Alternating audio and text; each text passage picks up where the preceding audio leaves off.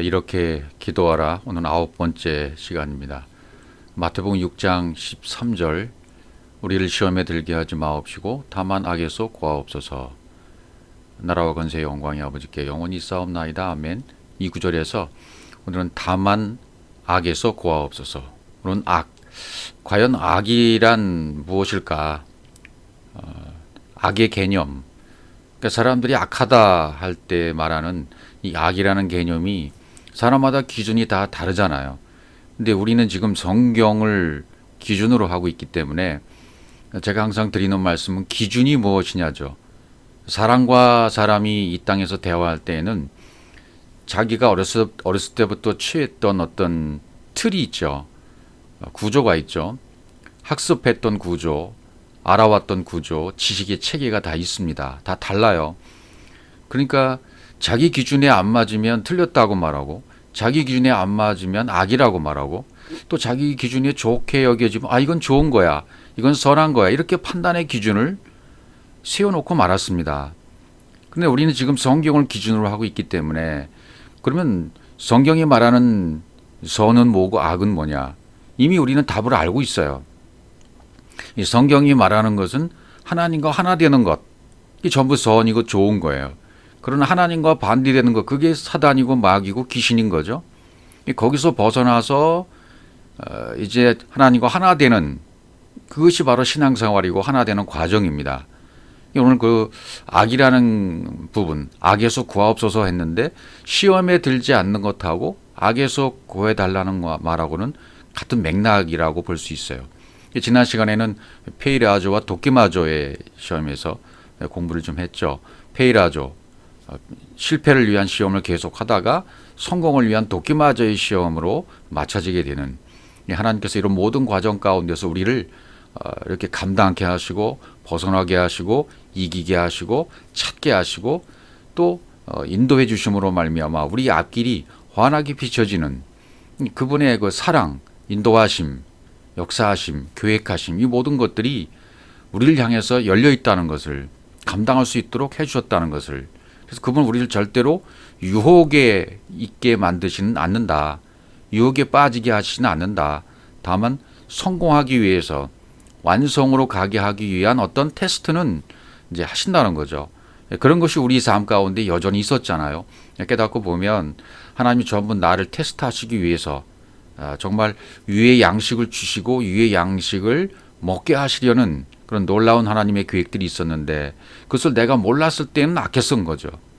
또 하나님 자신도 하나님 자신이 말씀해 놓으신 그 기준의 말씀, 거기서 벗어나면 본인도 본인에게 내가 악했다 이렇게 말씀하시잖아요. 참 이 성경에서 말씀하시는 것을 보면 하나님이 세워놓으신 원칙, 원리, 법, 그건 하나예요. 생명입니다. 생명으로 하나 되는 겁니다. 생명으로 하나 되지 않는 것은 생명이 아닌 것하고 생명이 있는 것, 그것뿐이죠. 그러니까 선악나무를 선악나무로 보지 않는 것, 아니죠. 잘못됐죠. 생명나무를 생명나무로 보지 않으니까 선악나무로 보는 거죠. 예. 그러니까 생명나무를 생명나무로 볼 수 있어야 되는데 생명나무를 생명나무로 볼 수 없게 하는 선악으로 나무로 뵙기 볼 수 없는 그 상태, 그런 상태를 악이라고 말할 수 있습니다. 성경 본문들 살펴가면서 한번 살펴보도록 하죠. 창세기 8장 21절 여호와께서 그 향기를 흠양하시고 그 중심에 이르시되 내가 다시는 사람으로 인하여 땅을 저주하지 아니하니 이는 사람의 마음에 계획하는 바가 어려서부터 악함이라. 내가 전에 행했던 것 같이 모든 생물을 멸하지 아니하리니, 이렇게 되어 있죠. 그럼 여기서 계획하는 바, 사람의 마음에 계획하는 바가 어려서부터 악하다 그랬죠. 계획하는 바, 예체르, 이것은 개념, 틀, 이렇게 되어 있어요. 뼈, 구조, 틀, 형태로 되어 있는 것, 그것을 예체르라고, 계획하는 바라고 말합니다. 근데 이것은 어디서 왔냐면 야차르에서 왔어요. 야차르는 토기장이 마음대로 빚잖아요. 그릇을 빚지 않습니까? 그 빚다, 만들다 할 때, 모양을 만들다, 모양을 만들다 할 때의 개념이 이 예체르예요. 그러니까 사람은 이 땅에 하나님께서 모든 육체에 그 영을 부어주셨죠. 그런데 이 땅에 응애하고 태어나는 순간 영은 잠자고 있는 상태예요. 그러니까 영이 잠자고 있는 상태라는 것은 육으로 산다는 얘기고 육신의 생각으로 산다는 얘기가 되죠. 깨달을 때까지는, 영이 깨어나기 전까지는. 그러니까 그런 틀을 가지고 산다는 거예요. 예, 원래 나라는 틀이, 이 땅에 출생한 나라는 틀이 내 안에 형성된 뼈와 구조와 형태가 있어요. 이제 그 안에 위로부터 부어주신 그 영이 깨어나기 시작하면 위에서부터 부어주신 그 영, 하나님의 성령이 이것을 내 안에서 깨닫게 해주시는 거죠. 그런 깨달은 나가 되어지면 위에서 뭔가 이렇게 느낌, 우리의 표현이 그런 거죠. 위에서 넣어주시는 것, 새 마음을 넣어주신다든지 생각을 넣어주신다든지 위에서 영을 부어주신다든지 성령이 임하게 한다든지 하나님의 영을 임하게 한다든지 이런 표현을 쓰잖아요, 성경이. 근데 그런 표현들도 다 깨닫고 보면 아, 이게 내 안에서 잠들어 있던 내가 깨어나는 과정이구나, 이걸 깨닫게 되잖아요. 그렇게 될 때 그렇게 넣어주신 그 영이 깨달은 거 뭐야? 아, 그 생명이신 그분이 나하고 같이 사귀자고 하시는 거구나, 소통하자고 하시는 거구나, 예배하자고 하시는 거구나. 영과 영이 예배하는 거잖아요, 그죠? 그래서 하나님의 생기, 하나님의 성령, 이것이 내 속에 들어온 것으로 성경을 표현했어요. 그래서 새로운 나가 되면 소속이 바뀌는 거죠. 소속이 바뀐다기보다는 원래대로 돌아가는 거죠. 원래 소속으로 돌아가는 것, 그렇게 되는 거죠. 틀이 우리는 태어날 때부터 이 계획하는 바가 악하다 말이죠. 악하다. 라라는 이 말은 어근이 뭐냐면 산산조각이 나는 거죠. 쓸모없게 되다, 산산조각이 나다, 상하게 하다. 그러니까 우리에게 부어주신 그 하나님의 영이 처음서부터 산산조각 나서 계획하는 바가, 틀과 개념과 형태가, 구조가 전부 잘못 만들어진 거예요, 처음부터. 그렇게 출발하는 거죠. 그렇게 출발하다가 나중에 그것이 위로부터 부어주시는 그 성령의 깨달음에 의해서 위에서 부어주는 하나님의 생기가 살아나면 영이 깨어나는 거죠. 영이 깨어나면 원래 상태로 돌아간다, 그 말이죠. 악의 상태에 있던 내가 토브, 선으로, 하나님의 선으로, 아카페의 사랑으로 다시 돌아가는 그런 과정을 성경은 그려놓고 있습니다. 그래서 로마서 7장 19절부터 쭉 보면 여기서는 하나님의 법과 내 마음의 두 마음이 싸우고 있다. 이 죄의 법과 싸우고 있다. 이런 두 가지 마음을 여기 설명하고 있잖아요. 내가 원하는 바 선언하지 아니하고 도리어 원치 않은 악은 행한도다. 원치 않은 악을 행하고 있다는 걸 바울이 깨달은 거예요. 나는 선을 원하지만 내 안에 기본과 구조와 형태와 이 모든 것이 악으로 되어 있잖아요. 출발이. 그걸 계속 하고 있는 거예요, 습관적으로. 이걸 이제 완전히 다시 산산조각이 나게 해줘요. 진리로 그렇게 만들어야 돼요. 만일 내가 원치 않은 그것을 하면 이를 행하는 자가 내가 아니요 내 속에 거하는 죄인이라. 그렇죠. 그러므로 내가 한 법을 깨달았노니 곧 선을 행하기 원하는 나에게 악이 함께 있는 것이로다. 내 속 사람으로는 하나님의 법을 즐거워하되 내 지체 속에서 한 다른 법이 내 마음의 법과 싸워 내 지체 속에 있는 죄의 법 아래로 나를 사로잡아 오는 것을 보는도다. 이렇게 돼 있죠. 그러니까 푸시케와 푸뉴마가 내 안에서 싸우고 있단 말이에요. 한 다른 법이, 내 마음의 법과 다른 법이 싸우고 있다. 혼적 마음과 영적 마음, 겉사람과 속사람, 여전히 이 두 마음이 싸우고 있는 겁니다. 나는 사랑으로 보고 싶고 사랑의 관점으로 보고 싶은데 그런 마음의 원함이 항상 있어요. 그런데 나도 모르게 겉에 것만 보고 판단하고 내 구조와 틀이 언제 계획하는 바가 어려서부터 그렇게 악하다 그랬잖아요. 그러니까 나도 모르게 겉에 것만 보고 판단하고 겉에 것이 작동하고 가짜가 작동했던 거죠. 그러니까 육체를 따라 판단할 수밖에 없고 선으로 보지 못하고 그러니까 악일 수밖에 없는 거죠.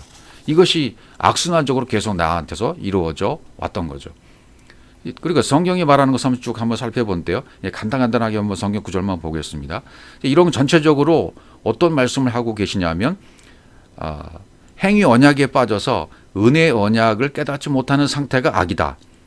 하갈에서 사라로 나가야 되는데 하갈의 상태에서 깨닫고 사라와 이스마엘이 쫓겨나와야 되는데 그래서 사라로 은혜 언약으로 깨달아야 되는데 이게 안 되는 거예요.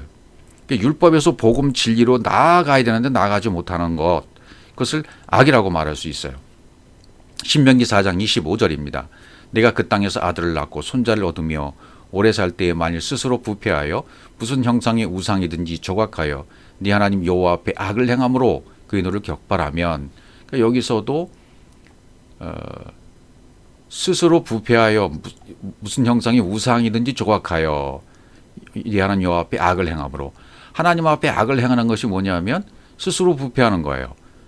우상을 만드는 거예요. 다른 하나님을 섬기는 우상 숭배, 이걸 하나님이 가장 싫어하시는 거잖아요. 이게 악이라고 지금 설명하고 있는 겁니다. 우상 숭배, 하나님은 한 분뿐이시죠. 하나님이 한 분뿐이시던데 또 다른 하나님을 만들어 놓고 하나님이라고 가짜 하나님으로 그렇게 여기고 섬기고 있는 상태죠. 그것을 이제 악이라고 하는 거죠, 성경에서는. 신명기 31장 29절을 보면 내가 알거니와 내가 죽은 후에 너희가 스스로 부패하여 내가 너에게 명한 길을 떠나서 여호와의 목전에 악을 행하여 너희의 손으로 하는 일로 그를 경록케 하므로. 자, 여기도 보면 비슷한 표현이 되겠습니다. 여호와의 목전에 악을 행하여, 이 악이 여기서 뭐라고 표현하고 있습니까? 스스로 부패하여 너에게 명한 길, 데레크, 그 생명의 길, 법의 길, 하나님이 정해놓으신 그 길, 그걸 떠나는 것, 하나님이 정해놓으신 길을 떠나는 것, 하나님이 명해놓으신 생명의 길에서 벗어나는 것, 이게 여호와의 목전에 악을 행하는 것이고 부패하는 거죠. 또 다른 구절을 보시면 사사기 10장 6절 이스라엘 자손이 다시 여호와의 목전에 악을 행하여, 여기 여호와의 목전에 악을 행하여 그랬는데 어떤 악인가 보십시오. 바알들과 아스타롯과 아람의 신들과 시돈의 신들과 모압의 신들과 암몬 자손의 신들과 블레셋 사람의 신들을 섬기고, 그렇게 섬기는 거죠. 이게 그렇게 섬기면 여호와를 버리는 거죠. 여호와를 버려, 여호와 하나님을 버리고 섬기지 아니하는데 누구를 섬겨야? 대신 악을 행하는 것이니 바알, 아스타롯, 아람의 신들, 시돈의 신들, 모압의 신들, 암몬 자손의 신들, 블레셋 사람의 신들, 다른 신을 섬기는 거다. 우상을 숭배하는 거다. 이 똑같은 말씀을 사사기에도 해주고 있습니다. 이게 악이라는 거예요. 여호와를 버리는 것. 그리고 여호와 한 분뿐, 유일무이한 여호와 한 분뿐인데 성경은 그 여호와 하나님을 버리고 가짜 하나님을, 진짜 하나님을 여겨버리고 섬기는 것, 그걸 우상 숭배죠. 그것을 악이라고 설명하고 있습니다. 사무엘상 12장 19절 모든 백성이 사무엘에게 이르되 당신의 종들을 위하여 당신 하나님 여호와께 기도하여 우리로 죽지 않게 하소서. 우리가 우리의 모든 죄의 왕을 구하는 악을 더하였나이다. 그러면 이스라엘 백성 입장에서는 왕이 누구 한 분뿐입니까? 여호와 하나님 한 분뿐이 없어요. 왕이, 그분이 우리를 다스리는 왕은 하나님 한 분뿐이 없으셔야 돼요. 그런데 그들이 왕을 구하잖아요. 그 왕을 구하는 것 자체가 이게 죄라는 거예요. 악이라는 거죠. 왕을 구하는 악을 더하였나이다, 그렇게 말하죠. 그 다음에 사무엘하 22장 22절 이는 내가 여호와의 도를 지키고 악을 행하여 내 하나님을 떠나지 아니하였으며. 그럼 하나님을 떠나는 게 악이라는 거예요.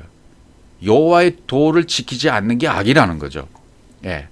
역시 여기서 똑같은 얘기를 하고 있는 겁니다. 또 열왕기상 15장 34절 바하사가 여호와 보시기에 악을 행하되 여로보암의 길로 행하여 그가 이스라엘로 범죄한 그 주 중에 행하였더라. 자, 이제 여기서부터 어떤 얘기냐면, 여러분이 성경을 이렇게 읽어보셨겠지만 열왕기 상하의 모든 그 역대기의 그 역사적인 이야기들은 어떻게 전개됩니까? 사울 왕이 어떻게 진행되나요?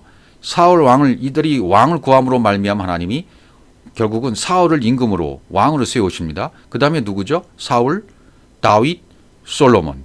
사울, 다윗, 솔로몬으로 진행됐다가 솔로몬의 아들에서 왕국이 분열돼요. 르호보암과 여로보암으로 분열이 되어지죠. 르호보암은 남쪽 유다를 세우고 여로보암은 북쪽 이스라엘을 맡습니다. 그러니까 북쪽 이스라엘의 여로보암에게는 10지파를 찢어서 그에게 주었고, 하나님의 작정이에요. 그게 이들이 죄 가운데 빠지니까 이 나라를 갈라서 이스라엘로, 남쪽은 유다로, 남쪽 유다는 르호보암으로 이렇게 나누어졌습니다. 남쪽 유다에는 20명의 왕이고 북쪽 이스라엘은 19명의 왕이 등장을 해요. 근데 전부 왕들이 오늘 여기 바하사가 여호와 보시기에 악을 행하되 이렇게 나오잖아요. 바하사는 왕 중에 한 명이잖아요.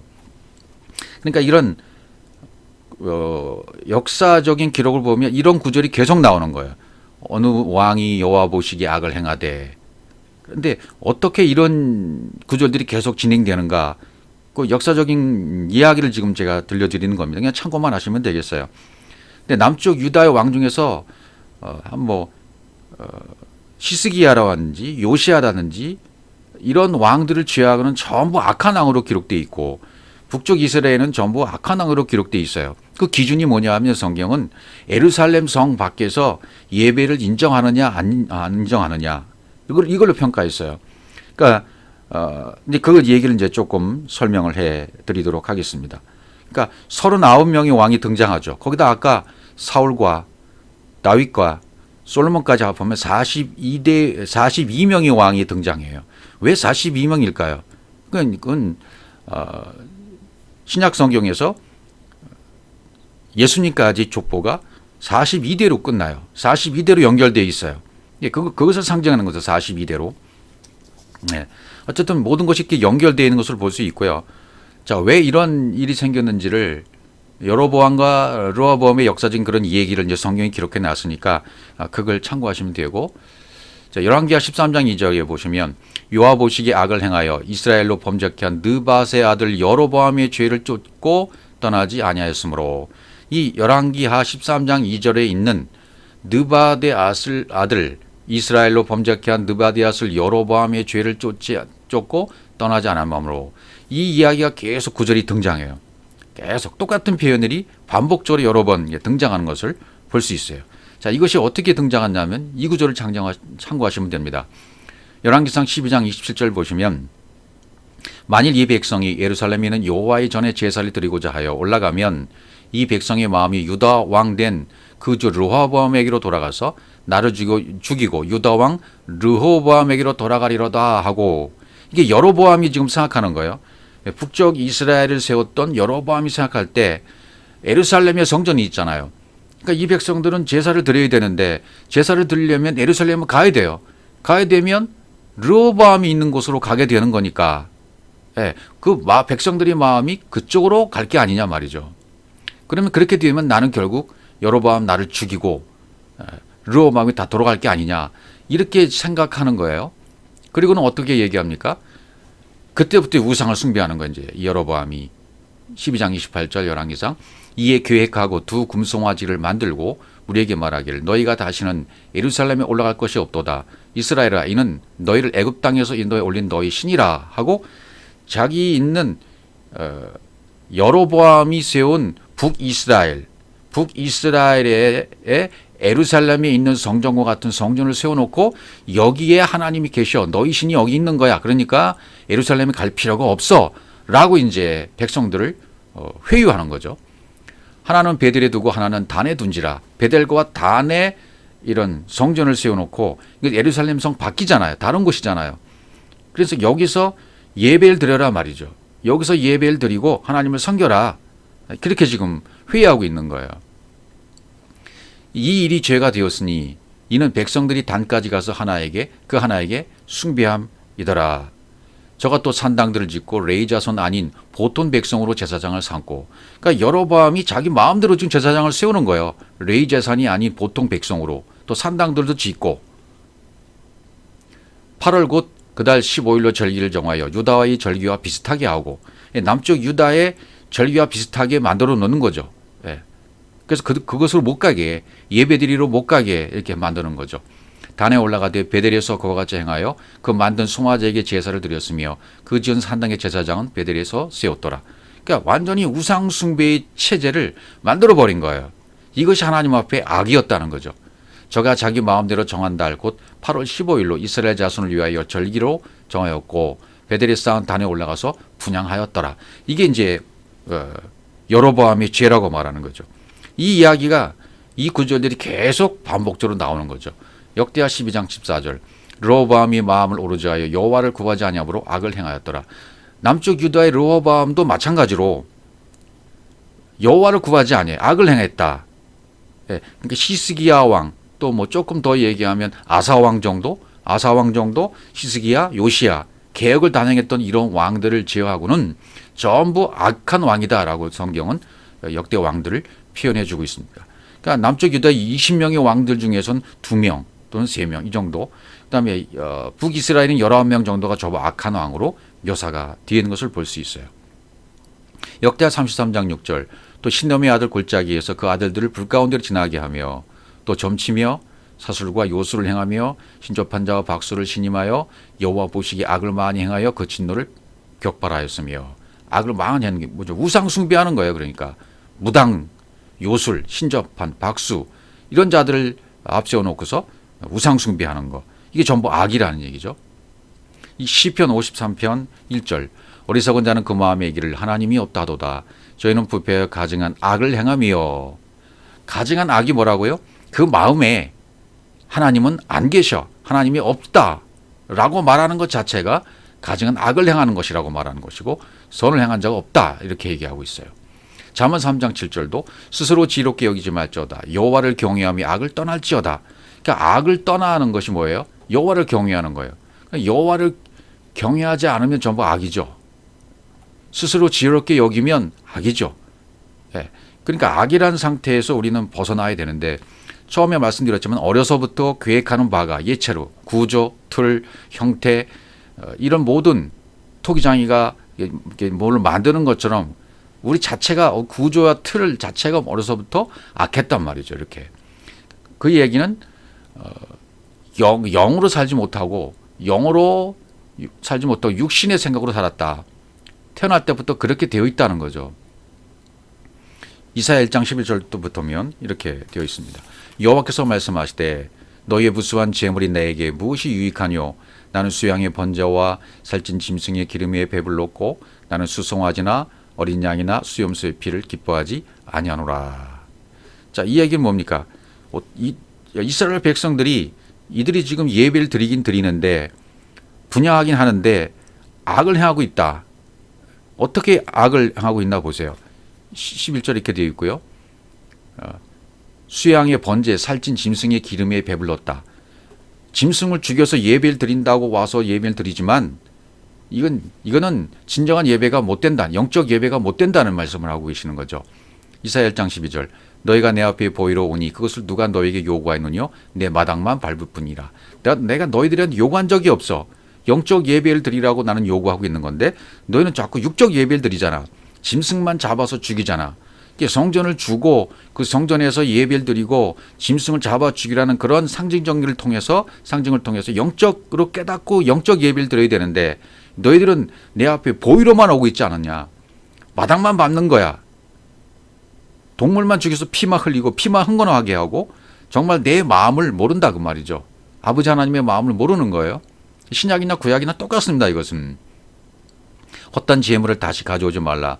분양은 너희 가정이 여기는 바요. 월삭과 안식일과 대회로 모이는 것도 그러하니 성회와 아울러 악을 행하는 것을 내가 견디지 못하겠노라.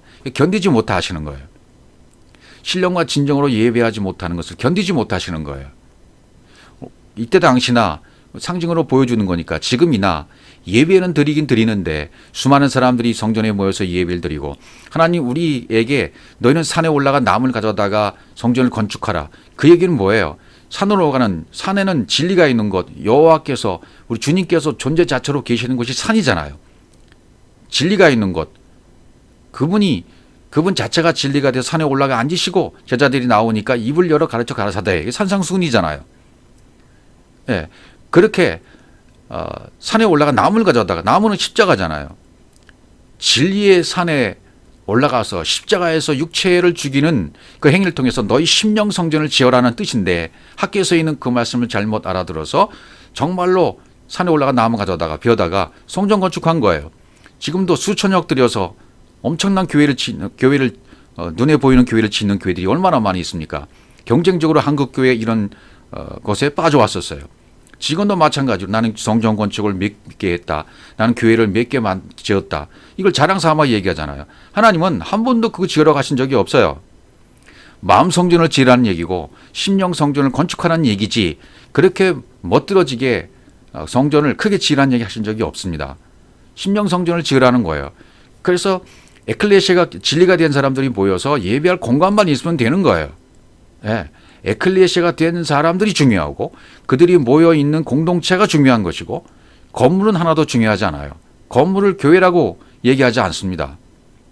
에클레시아가 된 자들, 불러냄을 받은 자들, 육체를 죽이고 십자가에서 죽이고 영으로 하나님과 하나가 된 자들이 모여 있는 곳 그거 자체가 바로 성전입니다. 예배당이 되는 것입니다. 신령과 진정으로 예배하라고 그래서 말씀하신 거예요.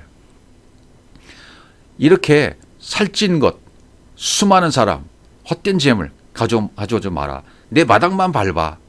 나는 너희들이 그 악을 행하는 거 견디지 못하겠다. 지금도 하나님께서 피비린내는 그 모습을 보시고 나는 견디지 못하겠다.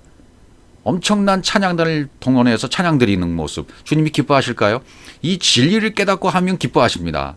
그러나 이 진리를 깨닫지 못하고 육을 해결하지 못하고 육체를 십자가에 못 박지 아니하고 십자가를 경험하지 아니하고 엄청난 찬양단을 동원해서 엄청난 합창단을 동원해서 웅장한 오케스트라를 동원해서 찬양을 드린다 하더라도 예배를 드린다 하더라도 그 예배는 주님이 견디지 못하신다고 말씀하시는 거예요.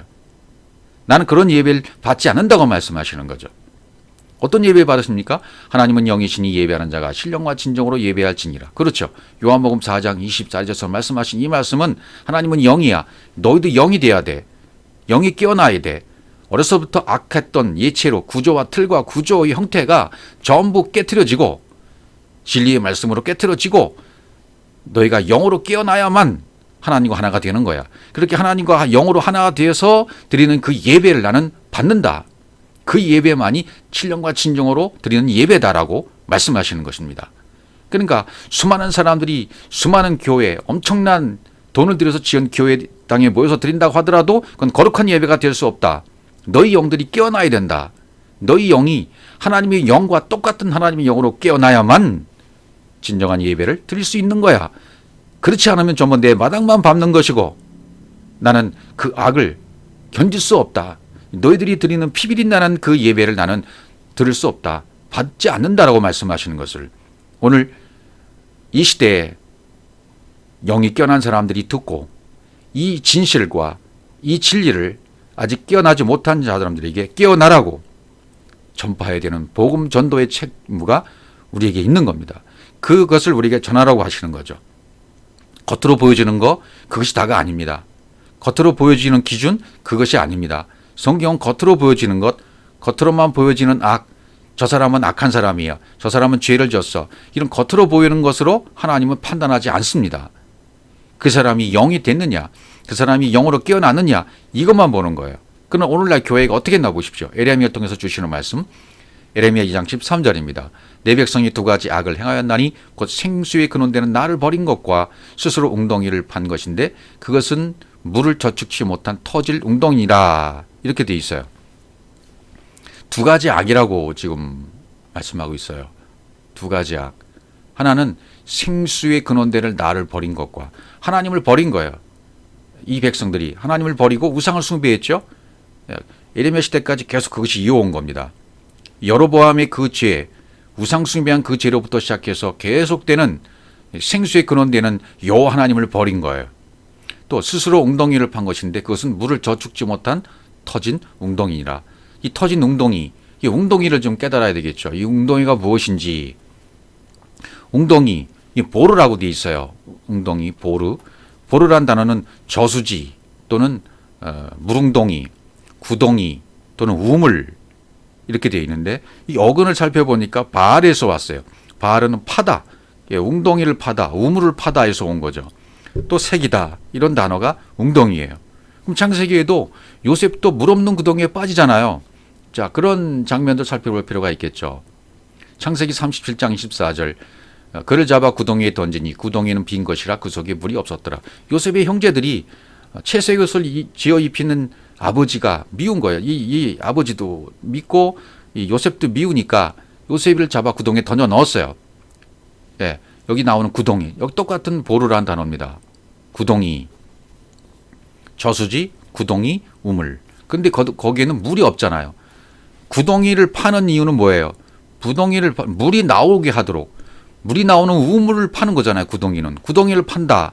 또 구덩이에 던졌다는 얘기는 그 구덩이는 물이 나오는 우물이었고, 물이 나오는 우물이란 얘기는 진리를 얻으려고 구덩이를 판 거예요. 목적이. 성경은 전부 진리로 봐야 돼요. 진리를 얻으려고 구덩이를 판 겁니다.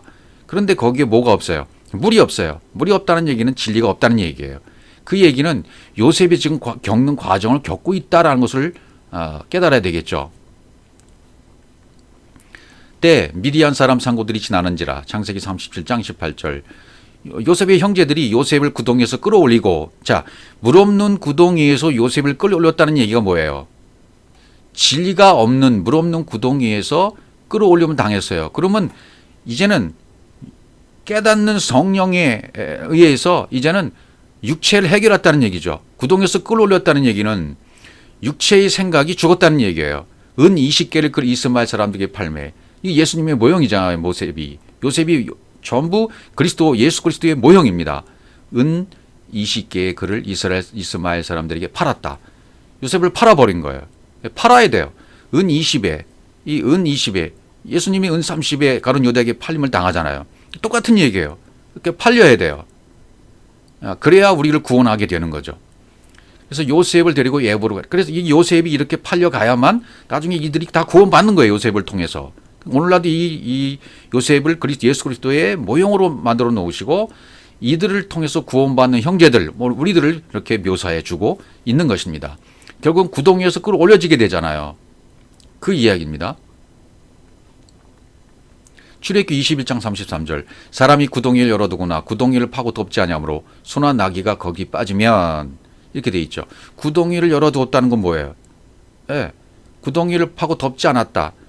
계시영이 임해서 깨닫도록 열어두신 거예요. 하나님께서. 소나 나귀가 거기 소나 나귀를 전부 사람으로 묘사한 겁니다. 거기 빠지면, 예, 우리 육신의 생각, 육체의 생각이 거기에 빠져 죽어야 돼요. 예, 구덩이에 빠져 죽어야 되잖아요. 그래서 구덩이를 신약에 넘어오면 어떻게 묘사합니까? 계시록 20장 14절에 사망과 음부도 불못에 던지우니 이것은 둘째 사막 곧 불못이라. 불못이라고 돼 있어요. 이 불못이 구덩이에요. 구덩이랑 똑같은 거예요. 그러니까 물이 나오는 곳, 진리가 나오도록 판 우물, 그것이 저수지잖아요. 터진 웅덩이. 거기 터진 웅덩이라는 것은 진리가 빠져나가는 거예요. 물 없는 웅덩이랑 똑같아요. 이스라엘 백성이 그런 두 가지 악을 행했다고 하는 것은 오늘 우리도 똑같은 거예요. 생수의 근원 대신 하나님을 버리죠. 또 터진 웅덩이, 물을 저축지 못한 터진 웅덩이를 움켜잡고 사는 거나 똑같아요. 지금도요. 그러니까 불못이라는 것은 감옥, 불못, 지옥불을 뜻하는 겁니다. 그러니까 이것은 오늘날 이게 불못에 대한 잘못된 이해가 있어요.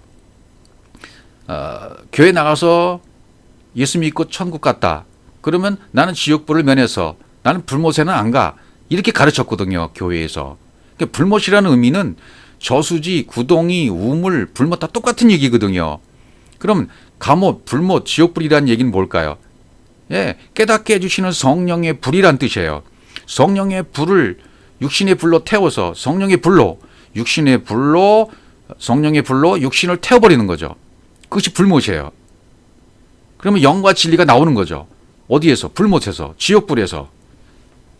이걸 잘 이해하셔야 되겠습니다. 15절을 보시면 누구든지 생명책에 기록되지 못한 자는 불못에 던지우더라. 계시록 20장 15절. 그러면 불못에 던지면 끝이 아니라 불못에 던졌다가 거기서 육신의 생각이 죽어지고 다시 나오는 거예요. 성경은 전부 톱으로 끝나요. 좋게 끝나요. 생명으로 끝나요.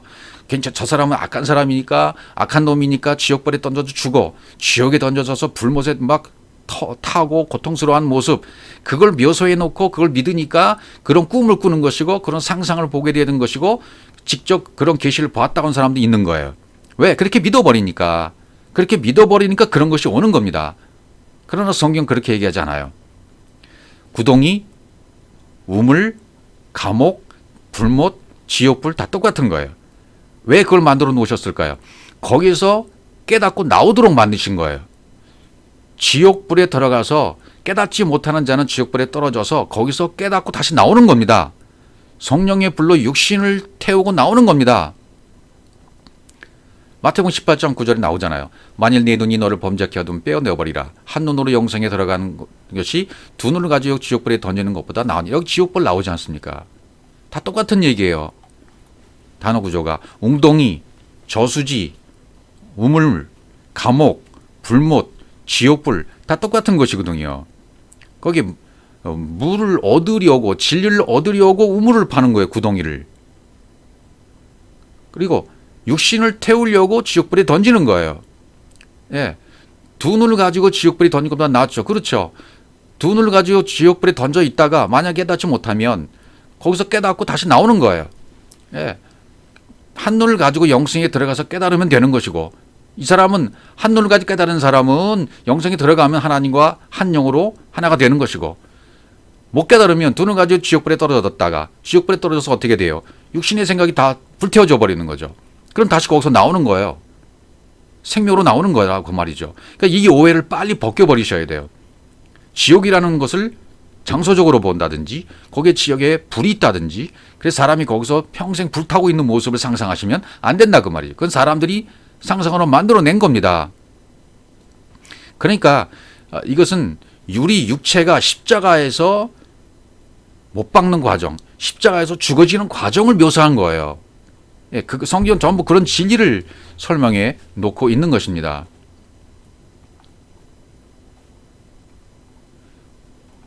자, 이제 마태복음 6장 13절에서 악에서 건지시옵소서 그렇게 되어 있잖아요. 악에서. 그럼 이 악에는 율법 아래에 있을 때를 전부 악이라고 얘기해요. 지금까지 살펴보았지만 율법 아래에 있다는 얘기는 우상을 섬기고 있는 상태, 내 구조와 틀과 형태가 거기에 빠져 있는 상태. 예, 수고하고 무거운 짐을 지고 있는 상태죠. 내가 내 힘으로 열심을 내고 있는 상태예요. 예, 위의 힘으로 사는 것이 아니라 위의 능력으로 사는 것이 아니라 내가 가진 내 힘으로 살려고 하는 율법적인 열심. 그게 악한 거예요. 그러니까 다른 측으로 설명하면 하나님 말씀을 받아들이지 못하고 하나님 말씀을 내 인생의 유익을 위해서 도구로 삼으려는 마음, 악입니다. 말씀을 통해서 사람의 교훈을 삼으려고 하고 말씀을 통해서 사업을 성공하려고 하고 말씀을 통해서 사업의 원리를 찾고 말씀을 통해서 인생을 성공하려고 하는 모든 의도들, 그 말씀을 일종의 도구로 사용하는 거, 이게 전부 악한 것들입니다. 사업정에 걸어놓은 이 욥기 8장 7절을 기억하시나요? 저도 이 구절을 가지고 개업 예배 많이 인도했습니다. 내 시작은 미약하으나 내 자정은 심히 창달이라. 이 말씀을 딱 표구해 놓는 목적이 뭐예요? 장세 잘 되게 하려고, 이걸 통해서 진리를 정하려고 표구한 액자를 걸어 놓으셨던가요? 이것도 예수로 시작해서 그리스도로 끝난다는 얘기예요. 예수로 시작했어요. 예수로 시작할 때는, 율법으로 시작할 때는 미약할 수밖에 없죠. 그러나 나중은 그리스도로 창대해지는 겁니다. 그리스도로 완성되어지는 겁니다. 좀 그런 얘기를 해놓은 것이. 다른 구절도 기억하시나요? 사무엘상 26장 25절. 여기 있는 것 중에 다 빼고 어떤 것만 표구해 놨던가요? 그렇죠. 여기요. 내가 큰 일을 행하겠고 반드시 승리를 얻으리라. 이것만 표구로 액자를 이렇게 크게 해서 사업장에 걸어 놓는 거 많이 보셨죠? 저 침례회관에 근무할 때 이 표구 액자 되게 많이 팔았습니다. 많이 이것을 이제 글씨를 써오시는 분이 써오면, 서체를 예쁘게 써오면 그것을 액자 하시는 분한테 맡겨서 액자 만들어 주세요. 그걸 제가 요청했어요. 그래서 그걸 뭐 수없이 많이 작품을 만들었다가 팔 목적으로, 장사할 목적으로 이렇게 만들어 놓은 거죠. 저는 직원이었지만 그렇게 해서 이득을 남겨야 되니까 그런 장사를 했단 말이에요. 지금 생각해 보면 정말 저는 악한 도구로 많이 사용됐던 거예요. 모르고요. 자, 이렇게 모르고, 이게 뭐예요? 내가 큰일을 행하겠고, 뭔 큰일이에요? 승리를 어떻게 얻어요? 사울은 율법이고 다윗은 그리스도, 사울은 예수고 다윗은 그리스도니까 반드시 큰일을 행하죠. 그렇죠? 다윗은 반드시 그리스도로 이길 자예요. 예수 그리스도로 나가는 자입니다. 반드시 승리를 얻을 자입니다. 그렇게 복음으로 풀어주지 아니하고 사업 성공하자고 기록된 진리의 말씀이 아니라 그 말이죠. 이 말씀들이. 내 마음의 유한이나 바짝 기록된 말씀이 아니었고요. 또 하나님이 내 도구로 사용되자고 하는 그런 하나님이 아니시라 그 말이죠. 절대로 하나님을 만홀히 여기시면 안 된다 그 말입니다. 인생들 갖다가 붙이고 인생들 자기 마음대로 갖다 붙이는 말씀이 아니라 인생들 마음대로 갖다 사용하는 말씀이 아니라는 말입니다. 진리는 진리일 뿐이고 진리의 말씀을 선포되어야 되지, 이것이 다르게 다른 의도로 사용되어지고 다른 의도로 선포되어지고 있다면 하나님 그걸 차마 못 보시는 거예요. 너희가 피만 가득한 채 나에게 와서 재물만 가득한 채 와서 예배 드리는구나. 나는 너희와 상관없다. 마당만 밟은 자들아 내가 역겹다. 그렇게 말씀하시는 거죠. 그 말씀이 들려지셔야 돼요. 역겹다고 말씀하시는 하나님이 왜 예배 드리는 자들 향해서 역겹다라고 말씀하시는지, 너희가 왜 내 마당만 밟고 있다고 말씀하시는지, 그것을 오늘 우리는 깨달아야 됩니다. 그러니까 그리스도와 연합이 되어져서 하나가 되어져서 하나님과 내가 하나다, 내가 그리스도로 깨달아지는 그 이전까지는 전부 악한 것입니다. 가나안에 들어가기 전까지는 다 악한 거예요. 샬롬의 평강이 이루어지기 전까지는 다 악한 것이라는 겁니다. 자, 그러니까 가나안에 들어가서 그리스도와 내가 하나 돼서 가나안의 소출을 먹을 때까지, 생명수가 나오기 전까지는 악한 세대의 음란한 세대라고 말할 수 있는 거죠. 육신의 생각, 내 육체의 생각, 이 육신의 의식이 그리스도의 의식으로 바뀌어야 되잖아요. 육신의 생각이 내 주인 되어져서 자기가 자기의 주인 되어 자기의 생각과 판단과 기준을 가지고 사는 그런 상태가 악한 것이라 그 말이죠. 이것이 죽고, 이런 상태의 구조가 죽고, 어려서부터 악한 계획한 이 예체리의 생각이 죽고, 그리스도라는 남편하고 내가 결혼되어져서 하나 되는 것, 그것이 요나의 표적이에요. 악한 세대와 악에 속한 자들을 구하는 것, 그 육신의 표적이 요나의 표적이란 말이죠. 그러니까 오늘날 있는 표적들, 잘못된 표적들, 가짜의 표적들, 가짜 하나님을 믿고 있는 상태, 방언과 예언과 통역과 질병과 귀신 축들과 영성 훈련과 신사도 운동, 이건 모두가 과정입니다. 없다고 말하면 안 돼요. 있기는 있어요. 그러나 그것은 밖에 하나님이 역사하는 겁니다. 밖에 하나님을 섬기고 있을 때입니다. 여기서 밖에 하나님에서 안에 하나님으로 바뀌어야 돼요.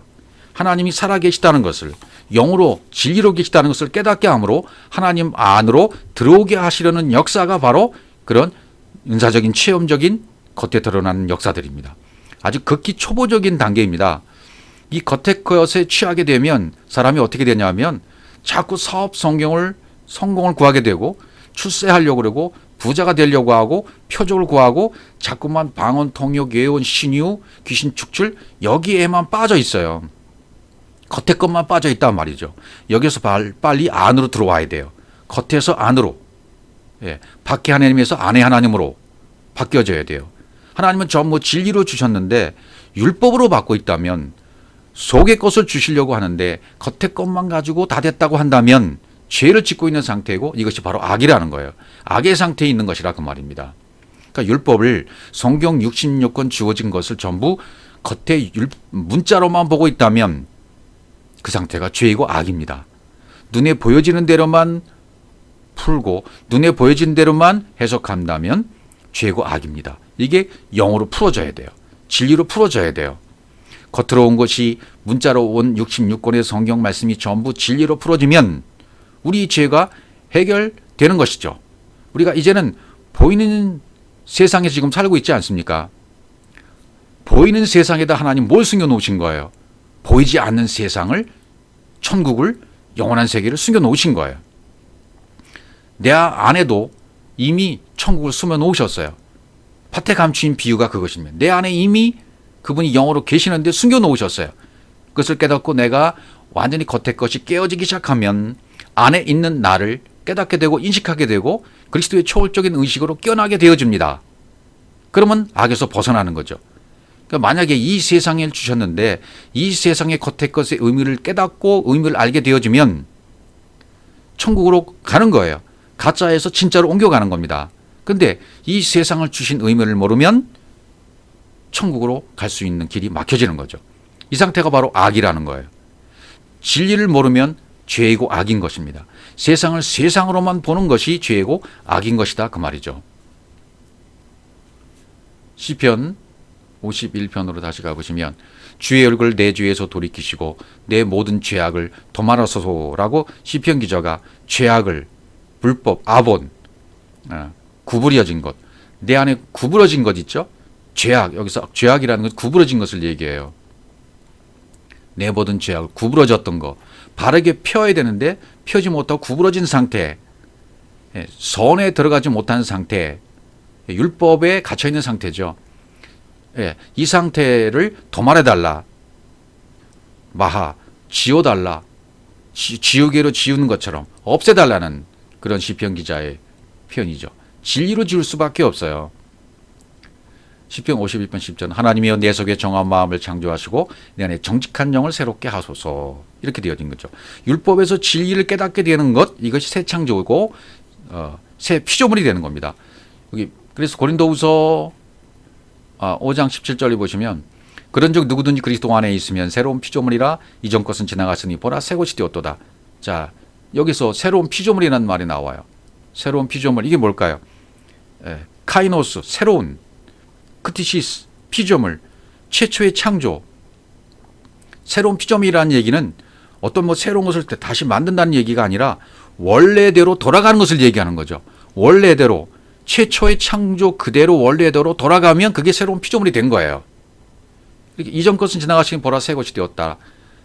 과거에 내가 죄와 악의 상태 깨닫지 못한 상태에 있은 거 다 지나갔다. 이게 새 것이 되었다. 원래대로 회복되었다. 그런 뜻이 되는 것입니다. 마태복음 6장 13절에서 그래서 구하옵소서는 나오잖아요. 이게 이제 율법 아래 갇혀 있다가 하는 모든 행동들이 악이었는데 여기서 이제 벗어나게 해주세요 하는 거죠. 시험에 든 거, 그러니까 앞에서 여기 시험에 들게 하지 마옵소서 하는 거하고 악에서 구하옵소서 이게 같은 말이라고 그랬죠. 그러니까 시험에 든 것이 악에 빠져 있는 거예요. 여기서 벗어나게 해주세요라는 것이 이 주님의 기도라는 얘기죠. 이 목적이라는 거죠. 여기서 구해달라는 요청을 지금 하고 있는 거예요. 구하옵소서. 구하옵소서라는 말은 뭐죠? 유오마이 구출하다. 유오마이 구출하다 구원하다. 그러니까 이것은 페이라스모스 페이라조의 시험이 있죠. 해결책으로 제시된 단어가 바로 이 구하옵소서 유오마예요. 번역도 잘 안 해놨습니다. 우리 성경에는. 그러니까 페이라조의 시험에서 성공 도끼마저로 넘어가야 돼요. 구출이나 구원의 상태가 돼야 된단 말이죠. 구출이나 구원의 상태가 되지 못하면 그것이 바로 악한 상태다. 구원이나 구출이 안 되면 그것이 바로 포네로스, 악이라는 얘기가 되겠습니다. 그래서 신명기 8장에서도 페이라조 율법에서 벗어나려면 내가 오늘날 명하는 모든 명령을 너희는 지켜 행하라. 그리하면 너희가 살고 번성하고 여호와께서 너희 열조에게 맹세하신 땅에 들어가서 그것을 얻으리라. 네 하나님 여호와께서 이 40년 동안에 너로 광야의 길을 걷게 하신 것을 기억하라. 이는 너를 낮추시며 너를 시험하사 네 마음이 어떠한지 그 명령을 지키는지 아니 지키는지 알려하심이라. 시험하신 목적. 시험하신 목적이 뭐예요? 내 마음을 알아보려는 거다. 하나님이 말씀하신 그 명령을 지키는지 안 지키는지 그걸 알려하시는 거다. 그래서 너를 그렇게 낮췄다 라고 말씀하시는 거죠. 3절 너를 낮추시며 너로 줄이게 하시며 또 너로 알지 못하며 내 열조도 알지 못하던 만나를 내게 먹이신 것은 사람이 떡으로만 사는 것이 아니요 여호와 입에서 나오는 모든 말씀을 한 줄을 너희로 알게 하려심이라. 그렇죠. 이거죠. 떡이 아니야. 말씀이야. 떡이 아니라 말씀으로 사는 거야. 위의 양식을 먹어야 되는 거야. 일회용한 양식을 먹어야 되는 거야. 위에서 주시는 양식 그걸 먹어야 사는 거야. 그렇게 진리 양식을 먹어야만 살아난다라는 것을 말씀해 주고 계시는 거죠. 그러니까 페이라조의 시험에서 빨리 벗어나서 도끼마저의 성공적인 시험으로 나가야 된다. 그 율법을 제시하고 율법을 주신 것은 우리를 구출하기 위해서. 왜냐하면 율법 속에 뭐가 있기 때문에, 율법 속에 진리가 있기 때문에, 율법 속에는 그리스도가 있기 때문에, 그래서 그걸 주신 거예요. 그 악으로부터 포네로스인 악으로부터 벗어나기 위해서. 악이라는 것은 포노스, 수고와 고통에서 온 거니까 율법의 행위를 설명하는 말이죠. 그리고 우리가 이 포노스, 수고와 고통, 율법의 열심에 빠져 있으면 얼마나 수고하고 얼마나 열심을 다합니까? 내가 그 의무를 다하려고 그 대체금을, 그 차입금을 내가 모든 것을 다 갚으려고 하잖아요. 하나님은 내가 갚을게라고 하시는데, 내가 다 해줄게 하는데, 아니에요. 하나님 내가 갚을게요 하고 자기 열심에 빠져서 열심히 하고 있는 상태, 그건 진리를 모르는 상태죠. 유엔 양식을 못 먹는 상태고, 율법을 주신 하나님의 참 목적을 모르는 상태고, 그런 사람이 붙인 용어가 바로 악한 자, 이렇게 표현한다, 그 말이 되겠습니다. 그러니까 이런 포노스적인 삶, 수고와 고통과 열심으로 사는 삶, 그걸 악한 자라고 말해요, 성경은. 이 성경이 이것만 설명하고 있는 거죠. 그래서 페네스에서 또 왔는데, 이것은 고통, 육신적인 고난에서 온 거죠. 주님은 우리 앞에서 우리에게 유엔 양식, 말씀의 양식을 주시려고 해요.